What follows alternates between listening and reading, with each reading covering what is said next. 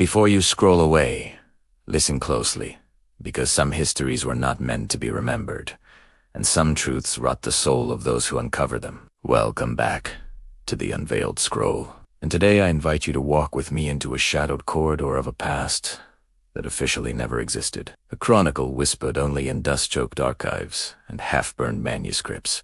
A story known among a few forbidden scholars as the Forbidden Chronicle that uncovered a forgotten empire's terrifying fate. Our tale begins not with a battle or a king, but with a book. A single unnamed volume discovered in the winter of 1897 by an American archivist named Elias Crow, a man whose devotion to forgotten histories would become both his life as purpose and his quiet undoing. Crow was not searching for empires that day, only cataloging neglected acquisitions in a private European collection recently purchased by a Boston patron. Yet, beneath layers of mildew and wax-sealed parchment, he found a text written in an archaic Latin hand so deliberate it seemed carved rather than written, each letter bearing the weight of a confession. The Chronicle spoke of an empire erased so completely that even its name was treated as a contagion, an empire that thrived centuries before Rome learned to conquer. Hidden beyond conventional maps in a land described only as the Hollow Meridian. According to the Chronicle, this civilization believed history itself was a living force, one that could be wounded, bent, or even killed, and they devoted their entire existence to mastering that power. As Crow translated the opening passages, he noted a recurring warning etched like a prayer turned inside out. That knowledge preserved without mercy would eventually demand payment in blood. The empire's name the Chronicle refused to repeat more than once was governed not by kings, but by keepers. Scholars elevated to rule because they alone were trusted to decide which truths the world was allowed to remember. At first, their intentions appeared noble, for the Chronicle described a golden age where wars diminished and famine retreated as the keepers erased dangerous ideas before they could spread. Yet beneath this ordered calm, something malignant was forming, a philosophical fracture that split the soul of the empire itself.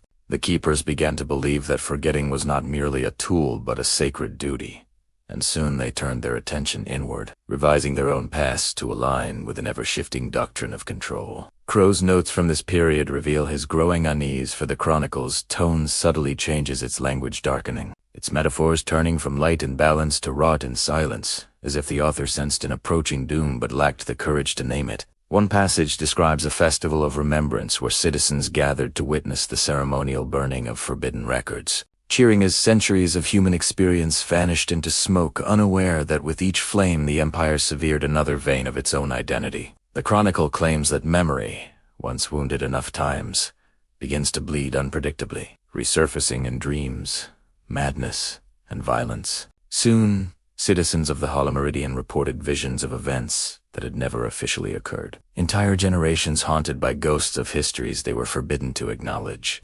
Crow, increasingly obsessed, cross-referenced the Chronicle with fragmented myths scattered across Mediterranean folklore, discovering disturbing parallels in stories of cities swallowed by time and cultures punished for defying cosmic order. He began to suspect that the Chronicle was not merely recounting a fall, but explaining a contagion of forgetting that might still linger, dormant but alive. The empire's final years, as described in the text, are a descent into ritualized amnesia where children were taught to deny their own parents' memories, and elders willingly submitted to the rite of quietus, a process meant to erase inconvenient recollections before death. The keepers believed this would preserve harmony forever. Yet the Chronicle's anonymous author writes with bitter clarity that harmony built on erasure breeds only hollow obedience, not peace. Not peace. Crow's private letters reveal his fear that modern societies were repeating similar patterns under different names, censoring, revising, and simplifying the past until it no longer challenged the present. He wrote that the Chronicle felt less like an ancient document and more like a warning delivered across centuries, its survival an act of defiance against the very forces it condemned. As he reached the midpoint of the translation, Crow noted a final chilling assertion from the text, that the empire did not fall to invasion or natural disaster, but to a moment when the past, denied too long, returned all at once. In the next part of this story, we will follow that moment when the Hollow Meridian learned that some truths, once buried, do not stay silent, and the cost of forgetting became unbearable. There came a year in the Chronicle marked not by numbers but by a symbol, a black spiral drawn in the margin, which the anonymous author described as the season when time remembered itself. And it is here that Elias Crow's handwriting in the margins grows erratic, as if his hands struggled to keep pace with what his mind was absorbing. According to the text, the Empire's carefully curated reality began to fracture when minor, almost trivial memories started resurfacing among the populace. A child recalling a sibling that official records claimed never existed. A mason remembering a monument he had helped build only to find an empty square where it once stood. The keepers dismissed these incidents as harmless cognitive residue, yet the Chronicle insists they were the first tremors of something vast and irreversible. For memory, once denied long enough, seeks not permission but vengeance. Within months, these isolated recollections began to synchronize. Entire neighborhoods sharing the same forbidden memories, as if history itself were broadcasting a signal too strong to suppress. The author describes nights filled with whispered confessions, families gathering in secret to exchange fragments of a past they sensed belonged to them, even if they could not fully articulate why. The keepers responded with escalation, ordering the destruction of personal heirlooms and the rewriting of civic rituals, believing that if the present were reshaped aggressively enough, the past would lose its footing. Yet the Chronicle records that each act of erasure only sharpened the returning memories, transforming them from vague impressions into vivid, unbearable clarity. Dreams became battlegrounds where citizens relived wars never taught, betrayals never recorded, and atrocities that the Empire had once committed in the name of stability. Crow underlined a passage stating that the true horror was not the content of these memories, but the realization that an entire civilization had consented to its own deception, mistaking obedience for virtue and silence for unity. As panic spread, the keepers convened what they believed would be their final solution. A grand unbinding intended to cleanse the hollow meridian of all historical residue at once, an act so absolute that even the concept of before would cease to exist. The Chronicle's prose grows mournful here,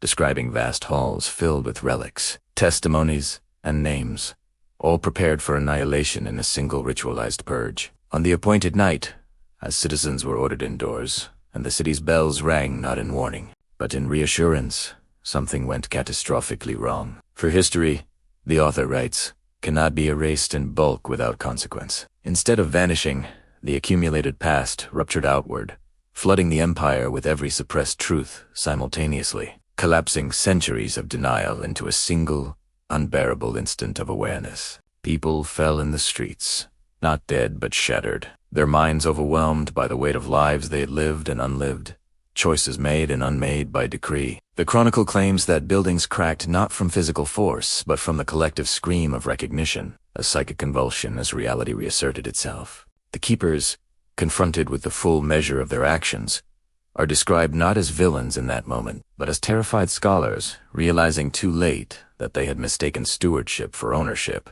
Elias Crow's notes here trail into speculation, questioning whether such an event could leave physical ruins at all, or whether an empire undone at the level of memory would simply dissolve, leaving nothing for archaeologists to uncover. The Chronicle offers its own answer, stating that when the hollow meridian collapsed, it did so inward, folding itself out of recorded existence, its cities becoming blanks in the world rather than ruins within it. Crow wrote that this explained the absence of evidence, the unsettling gaps in ancient maps and legends that seemed to gesture toward something missing rather than destroyed. Yet the most unsettling claim comes near the end of this section, where the author warns that the force unleashed did not perish with the Empire, but dispersed, embedding itself within the fabric of human societies, waiting for conditions ripe enough to repeat the cycle. As Crow reached this point, his correspondence reveals a man no longer studying history, but interrogating his own era, haunted by the possibility that forgetting is not a passive loss but an active,